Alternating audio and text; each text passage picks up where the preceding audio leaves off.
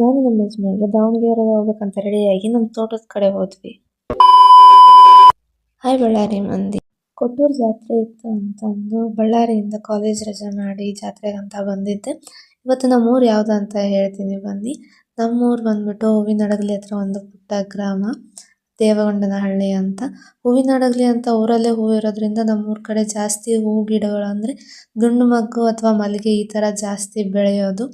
ಅದಕ್ಕೆ ಇವತ್ತು ನಮ್ಮ ತೋಟ ತೋರ್ಸೋಣ ಅಂತಂದು ಹೊರಟ್ವಿ. ಇಲ್ಲಿ ನೋಡಿ ಬೆಳಗ್ಗೆನೆ ಬಂದು ಮಗ್ಗಿ ಹರಿತಾರೆ. ಮಗ್ಗಿ ಸೀಸನ್ ಸ್ಟಾರ್ಟ್ ಆಯಿತು ಅಂತಂದರೆ ತುಂಬ ಜನ ಬೆಳಗ್ಗೆ 4-5 ಗಂಟೆಗೆಲ್ಲ ಎದ್ದು ಬಂದ್ಬಿಡ್ತಾರೆ ತೋಟ ಇರೋಂಥವ್ರು. ಇದು ನಮ್ಮ ದೊಡ್ಡಪ್ಪ ಅವ್ರದ್ದು ತೋಟ. ನಮ್ಮ ದೊಡ್ಡಪ್ಪ ಅವ್ರದ್ದು ತೋಟ ಒಂದು ರೌಂಡ್ ನೋಡ್ಕೊಂಡು ನಮ್ಮ ಅತ್ತೆ ಮಗ್ಗಿ ಬಿಡ್ಸೋಕೆ ಬಂದಿದ್ರು ನಮ್ಮ ದೊಡ್ಡಪ್ಪರ ಹೊಲದಲ್ಲಿ.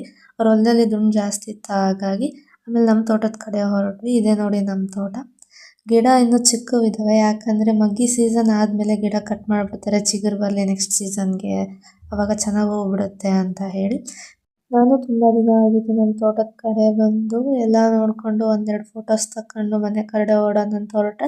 ನಮ್ಮ ದೊಡ್ಡಪ್ಪ ತೋಟದಲ್ಲಿ ಎಳ್ನೀರಿದ್ದಾವೆ, ಕುಡಿದು ಹೋಗ್ರಿ ಅಂದರು. ಹೆಂಗೋ ಬೆಳಗ್ಗೆ ಚೆನ್ನಾಗಿ ಸಿಕ್ತು ಗ್ಲೂಕೋಸ್ ಅಂತ ಹೇಳಿತ್ತು, ಕುಡಿಯೋಕ್ಕಂತ ಹೋದ್ವಿ. ಎಳ್ನೀರು ಕಿತ್ತರೆ ಆದರೆ ಅದನ್ನ ಕುಯ್ಯೋಕ್ಕೇನು ಇದ್ದಿಲ್ಲ. ಇದನ್ನ ಕುರ್ಚಿಗೆ ಅಂತಾರೆ, ಹೊಲದಲ್ಲಿ ಕಳೆ ಕೀಳೋಕ್ಕೆ ಯೂಸ್ ಮಾಡ್ತಾರೆ, ಅಂದರೆ ಕಸನ ಅದರಲ್ಲೇ ತೆಕ್ಕೊಟ್ರು. ನನಗೆ ಕುಡಿಯೋಕ್ಕೆ ಬರ್ತಿಲ್ಲ, ನೀರು ಸ್ವಲ್ಪ ಒಗ್ರಾಗಿದ್ವು ಅದರಲ್ಲಿ ಬೇರೆ. ನಾನು ಕುಡಿಯೋದಕ್ಕಿಂತ ಅರ್ಧ ಚೆಲ್ಲಿದ್ದೇ ಜಾಸ್ತಿ. ಆಮೇಲೆ ನಾನು ನಮ್ಮ ಯಜಮಾನ್ರು ಇಬ್ಬರು ಎಳ್ನೀರು ಕುಡ್ಕೊಂಡು ನಮ್ಮ ಅಣ್ಣ ಬಂದರು ಬೈಕ್ ತಗೊಂಡು.